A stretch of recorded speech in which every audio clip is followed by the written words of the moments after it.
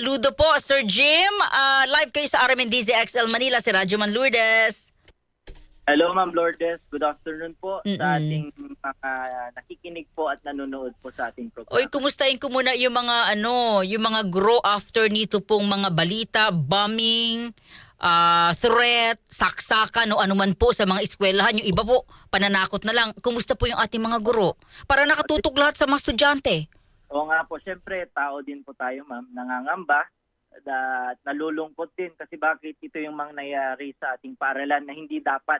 Pero ngayon nga, dapat, Ma'am, kami din yung panghugutan ng lakas ng aming mga mag-aaral. Kaya palagi po tayong handa, Ma'am, sa anumang mangyayari po sa ating paaralan. Meron po ba kayong opinion na sabi ho kasi ng PNP, sir? No, konting tanong lang about this issue. Sabi ko ng PNP, yung iba kasi parang dahil ayaw lang daw ng student mag-exam, ayaw lang ng student na pumasok, may ibang gumagawa na lang po ng mga threat. Possible ba yun, sir? May mga ganun nga pong mga nakakalungkot na mga reports. At yun nga din po, Ma'am, yung problema na nakikita namin. One is discipline.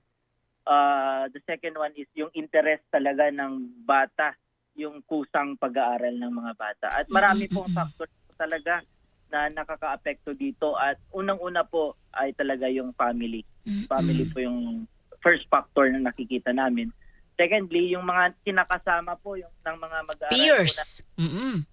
yung mga peer pressure, at of course po meron ding factor po yung social media na nakaka-apekto din sa kanilang psychological state po. Oo. Bakit po panghuli yung social media, sir? Instead of, sabi kasi ng iba, mauunang social media, doon yung online game, doon yung mga dating site, doon yung mga panghihimok ng ilang grupo. Yes po. Kasi, Ma'am, kung natututukan mo naman yung anak mo sa family, syempre part ng pagdidiscipline parenting mo ay syempre nare-restrict mo yung social media use din ng anak mo, ay malaking impact po yun, Ma'am.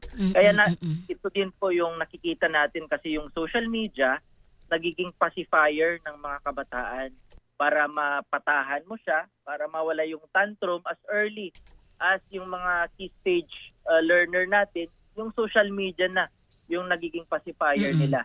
Oo nga. Kaya nawawala na po talaga yung essence po ng parenting, sinasalo na ng social media. Kaya ito din po yung isang epekto. Oo. Ano po ang inyong reaksyon? No phone or dapat 16 years old pataas lang ang pwedeng magdala ng telepono or cellphone rather sa mga eskwelahan?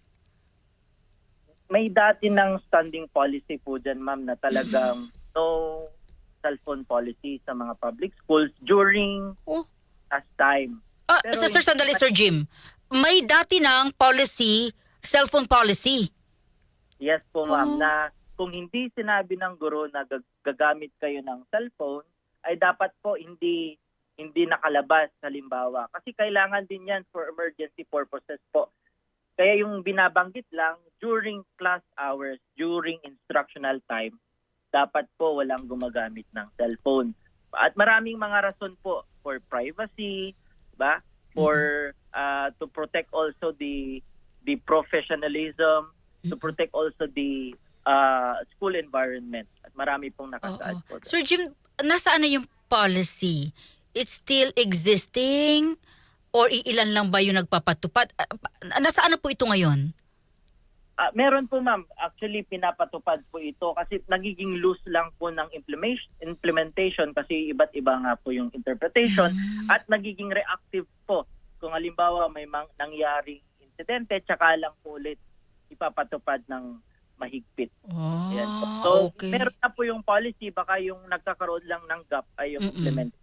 Oo, yung iba pinapayagan, yung iba hindi. Yung iba pinapatupad pa, ito yung iba hindi. Opo. Oo. Sir Jim, sabi ho ng DepEd ngayon, kung pwede raw sa mga guro, wag nang gamitin yung classroom, yung minsan pinapakita yung mga students sa online content. Aminado naman tayo dyan, sir, na ang daming teacher na nag-online nagko-content na online, no?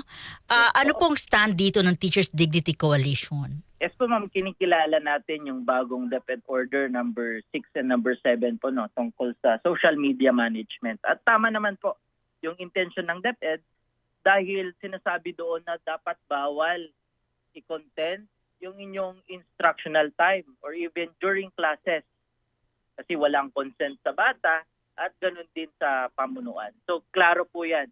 Pero dapat hindi naman ito maging hadlang. Halimbawa, pag mag-express yung teacher outside sa kanyang klase or instructional time, yung talagang nakikita niyang problema o pinupuna niya yung sistema o yung karanasan niya bilang isang guro kasi bahagi din yan ng kanyang karapatan. So kailangan lang po ilibar, dapat maging conscious din yung teacher na during instructional time talagang nagtuturo siya.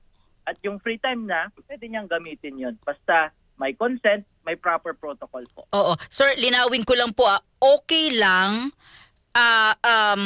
okay lang sa school pero, para malinaw lang, okay lang sa school pero free time mo, pwede ba yun? Or dapat hindi talaga siya sakop ng oras mo habang nasa school ka? Opo ma'am, kasi pinapahalagan nga natin ngayon ng no disruption of classes, di ba? Kaya nga nag-iba din yung 3-term calendar natin. Kaya inaugment yung instructional time. So dapat hindi ka gumagawa ng social media content mo during your class hours, during your duty, during your service. Pero yung binabanggit ko lang ma'am, na hindi naman dapat ma-censor ito. Okay? Hindi dapat din kunin naman yung karapatan ng mga guro para ihayag din yung kanilang karanasan, yung kanilang saloobin, yung kanilang mga puna. Kung ano ba talaga yung nangyayari din sa kanila sa loob ng paaralan. Okay, so gagawa sila ng content kapag nakauwi na, kapag nasa bahay na. Opo, at pwede din po sa school kung meron nga pong proper protocol. Halimbawa, ipaalam mo sa principal mo, ipaalam mo kung sino man yung masasagi ng video mo, ipaalam mo kung halimbawa mag-i-interview ka ng estudyante mo. Kasi nakalagay po doon na meron ding kailangang mga protocol na dapat sundin. Dapat alam ng school head mo, alam ng mga head teacher mo, so on and so forth po. At kasi kailangan din yung data privacy, yung privacy, kung sino yung involved ng content mo. Okay. Paano po, for example lang sir, no? Pwede yung tanongin yung bata, allowed ba, like may komento ka ba sa K-12, may komento ka ba sa mga kung pwede bang tanungin si bata anong kanyang opinion sa DepEd, it's right or wrong? Pwede ba yung ganon, sir? Pwede ma'am, kasi sila talaga nakakaranas. Halimbawa, yung estudyanteng ito ay kabilang sa senior high school. Ano ba yung, basta may proper consent lang po kasi kung yan, kailangan mo ding magkaroon ng pahintulot sa magulang. At syempre, kung doon mo gaganapin sa paaralan, dapat din may paalam sa paaralan. Ano ba tong gagawin mo? Survey ba to ng research mo? Or content mo lang? Kasi yung iniiwasan po, yung nagiging personal lang yung ginagawa mo sa content mo for monetization or any purpose. Okay, clear. Dapat educational din po. Clear po ang sinabi niyo. Ang ganda, no? It should be clear kung ito ay educational or for a content para kumita ka. Yes po. Kasi may malaki po yung pagkakaiba noon. Kasi nagpo-content for the content lang, for the views lang, pero meron namang educational, di ba? Yes. Tema, diba? Mga ganun po. Yung at yung gawa natin sa Teachers Dignity Coalition. Sir, meron, pasensya na Sir Jim ha. Meron po akong, sorry ha, may nakita kasi ako mga teacher na sayaw. Nagasayaw-sayaw sila sa content nila. Is it okay? Yes po ma'am. Actually, nakikita ko nga din yung mga TikTok, mga ganyan. Yes. Para sa akin naman po, it's their way of leisure. Kung vacant sila, kung break time nila, karapatan po nila yon. Basta sinasabi ko lang na dapat tignan din nila kung yun pa rin ang nagre-represent ng kanilang professionalismo. Yun ba ay nakakaapekto sa reputasyon ng paaralan? At magandang imahe ba yung nakikita ng mga kabataan, estudyante nila sa ginagawa nila? Lately, Sir Jim, I don't know kung nakita nyo rin, kung pasado ba ito sa inyo. Merong mga content si teacher na, for example, nagtuturo siya ng math. Tapos wala nakikinig, bigla niya babatuin kunyari ng eraser, ng chalk. Tapos sasabihin, kaya kami natututo noon kasi ganito yung teacher namin. Yes po, ayun po ay isang kasing gray area din, ma'am. Oo, Kasi oo. naka-uniform yung teacher at meron tayong standing child protection policy na hindi na ginagawa yan sa ngayon for many reasons and even legal justifications. Kaya dapat maging aware din po yung mga ganun kasi ginagamit mo pa yung actual classroom. Tama. Pwede sana kung sa bahay, parang a sort of role playing lang. Oo. Because you want to convey something, di ba? Yun nga yung noon, ngayon. Pero yung kino-consider mo dapat na ginagamit mo din yung facility, ba? Baka may masira, mga ganyan po, mga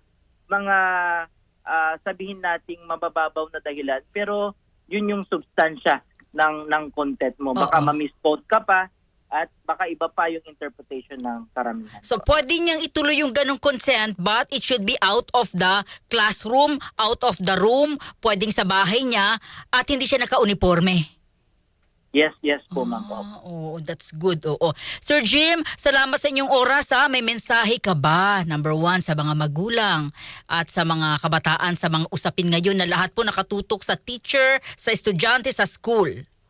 Yes po, nananawagan po ako sa mga magulang at lahat po ng stakeholders, lalo na po sa estado. Dapat po katuwang ninyo ang guro para pahigpitan, palakasin pa yung mga hakbang na nagkukondena ng mga karahasan, pambubulas, o ano pang mga sabihin nating mapanganib sa ating mga anak, ating mga mag-aaral sa loob ng paaralan. At dahil hindi lang po ito responsibilidad ng mga guro, ang edukasyon po ay sama-sama kolektibong effort para may paguyod natin, para mahubog natin yung mga anak natin para maging isang mabuting tao, para isang maging mabuting mamamayan. Kaya po kung merong mga early signs po na nakikita nyo sa mga anak ninyo, wag po kayong mag-atubaling i-relay po ito sa mga guidance teachers, mga advisors po natin, mga DSWD, sa barangay po ninyo para as early as now po ay maagapan na kung ano man yung nararanasan o kalagayan po ng ating mga anak. Ayun po, mabuhay po tayo. Salamat. Salamat Sir Jim, mabuhay ka. Mabuhay ang mga guro. Saludo po kami sa inyo. Thank you, mabuhay ka Sir Jim. Thank you. Thank you, Ma'am Lourdes. Ingat po kayo. Salamat ha. Ang ganda ng mga paliwanag ni Sir Jim Lester Beleno, ang Secretary General ng Teachers Dignity Coalition. Oy, linawin lang natin ha. Okay lang kay teacher mag-content. Okay lang yan. Oo, sayaw-sayaw si teacher, dance-dance siya, di ba? Or kaya pwede siyang mag-content na dati ganito ang aming pagtuturo kaya natututo kami. Meron pang gantong content yun eh.